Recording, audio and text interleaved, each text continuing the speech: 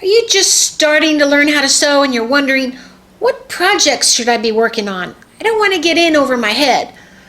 I have a few ideas for you. Coming up.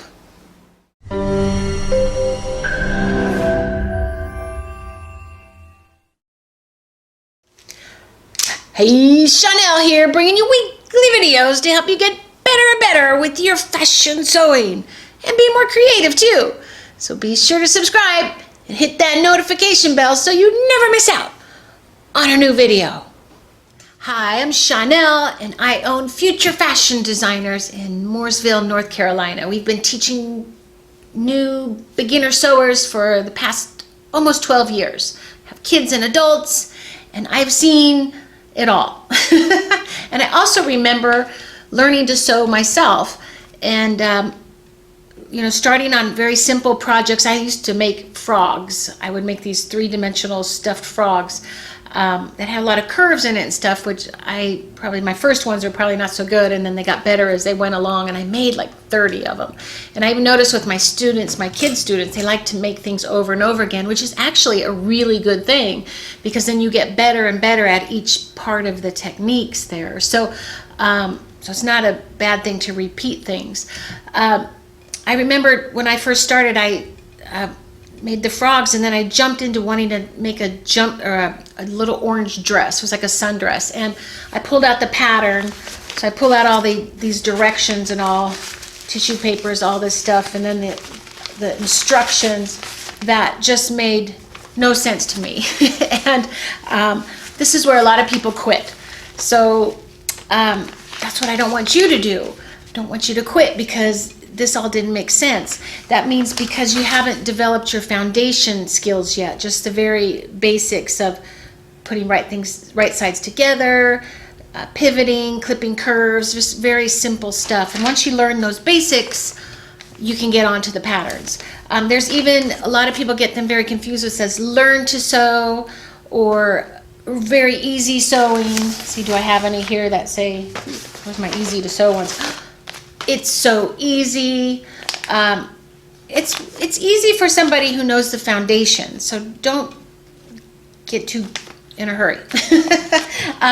What we do in our sewing classes is first we really learn how to thread the machine, because if you can't get through that part and really thread it right, because the machines don't break. A lot of people think, my machine's not working up. I always call it operational error, operator error, how you say, because if it's not threaded right, it jams up and all that. So I have a lot of videos on threading problems, and I'll put some cards up in the video here on problem solving threading, and also putting the bobbin in the right way, threading the machine, also about threads, things like that. That's just all the foundation.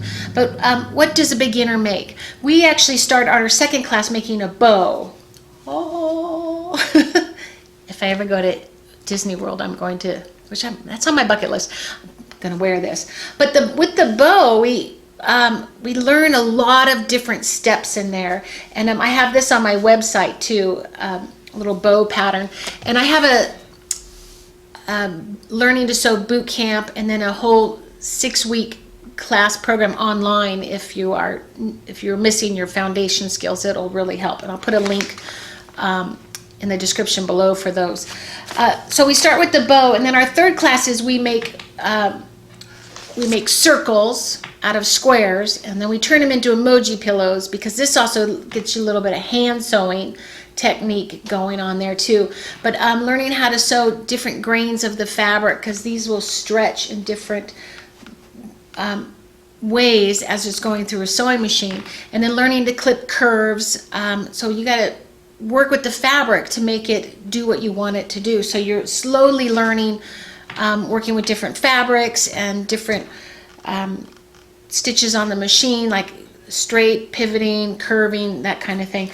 So we do the bows, and then there's in our classes we actually go and make a skirt, which is elastic casing, seams, and a hem, and marking seam allowances. The extension past the seam, and marking it 5/8 of an inch if it's a garment, because just because. Anyway, the seam allowances are included in the patterns, and that's what gives the seam stability. And also, if you don't follow the directions on the pattern, the measurements, you end up with a whole different size. You might, if you go, like you said, a 1/4 inch seam, you would get it your garment become too big. If you went bigger, it gets smaller. So all that. Also, there's patterns wise, one of the number one things that people do, and it's not even the sewing part, is getting the wrong pattern size. So I have a video, I'll put a card up above on selecting the right pattern size, because patterns are different than the retail sizes. So if you wear a size 12 in the store, you're probably going to wear a 16, 18 pattern. It's just a number, but that's the way it goes. So patterns, it's not the pattern's fault, it's vanity's sizing, and the retailers made it up. But so we do skirts, and then a lot of my students that go through 101, they'll make another skirt, like a two-toned skirt, and they're learning a little bit more about fabric grain lines. That's a huge thing in sewing, because you're working with fabric, you got to understand fabric. Then we actually go on to other skirts. I like to start with skirts because they are simpler to make. You can actually see some of the skirts behind me. I have a whole Facebook page called Queen of Skirts, and I love skirts because they're just really, you can design such, like this one back here, the spliced up one. You can really cut them up and make them, great. Pants. I have a pattern here on pajama pants. I know a lot of people start with pajama pants. Those are pretty simple to do too, but you have, there's a part in here that trips up beginners, and the crotch seam and getting the legs in there right and stuff, inseam and stuff. So this is a good project to do after you've done like a couple other simple things. It's just reading the directions that are a bit, crazy. So there's a lot of, like how to read a pattern, but how you really read a pattern is you got to start knowing the basics of things, like what's understitching, what's basting, what's top stitching, because that's all included in a lot of those directions. And I have sew bits that, like my early ones, sew bit number 1 and 2, and it explains those words. So I did those for my students so that they understand the words in the instructions. Another great project that we do, actually I also have on my website, I have the circles. We also used to make these into animal faces too, so you can actually just make a circle and just learn that, but I have all the instructions there on my website also. We do an apron. So this right here, I just made up this apron a couple weeks ago, and I actually have a whole video out on how to make this apron. So it's how to make the pockets and things like this. I think this is actually probably easier to make than the bow, but this again is a right sides together, flip it inside out, clip the corners, sew on things. I also put like a little fun decorative stitch right here. So if you have a machine with all those decorative stitches, you always want to use those. Those are fun. I'm learning how to reverse stitch smoothly, and just getting to know your machine is working. It's like learning to drive. You're like doing all this stuff, and it's the machine, you're doing that too. So every project you're doing is getting you better at it. A lot of people I know, they start with aprons. This is actually one of the easiest aprons I think you can do, but there's bindings and all. So if you actually see the back of it, like, have you ever worked with bias binding? It can be a little tricky. The half aprons might be a good way to go if you wanted to do an apron. And it's also learning how to cut it out right, cutting it on the grain and things like that. So start with some basics first. There are, like this pattern right here, this would be a little hard for a beginner. You got watermelon, curves, and putting binding on it, and some of these things are a little hard. Also, if you think, I was thinking Barbie doll patterns, you think they're small, that they're going to be easier, but they're actually harder, because they're just like you're trying to work with little tiny spots and you're getting it in the machine. So don't start with Barbie dolls. Even the American Girl dolls, they're bigger, but they're still harder. This is a simpler one, but then you got these funny curves in this guy's mouth, and some of these like so simple ones. Simplicity is probably one of the easier patterns to work with. And then you're gonna look at crafts and stuff. Crafts and purses and things can be pretty difficult. So just because they look like, this one might be pretty simple. I like this line of, they do some really simple stuff. But this is actually a pretty big pillow, and which is, working with such big stuff too is too hard. So, wow, I don't know. Anyway, this was always one of my fun ones. It's an interesting pattern too, but that had its problems too.